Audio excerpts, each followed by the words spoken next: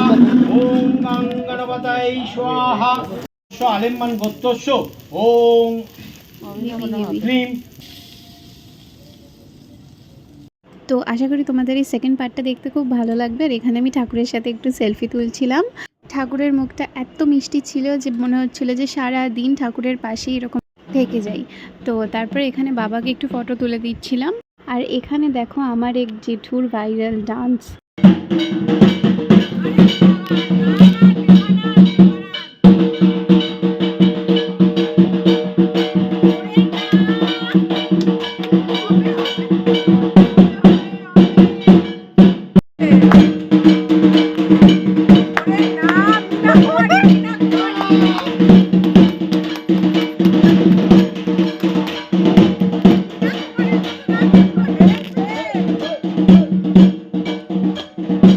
তো তারপরে চলে এসেছিলো ঠাকুরকে ভাসান দেওয়ার সময়।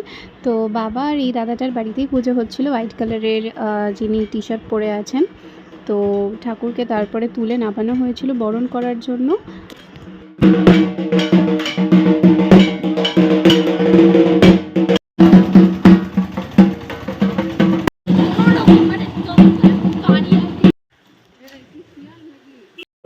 এইটা এখান থেকে ইয়ে করলেই নাকি ডাউন বক্সে চলে যায়।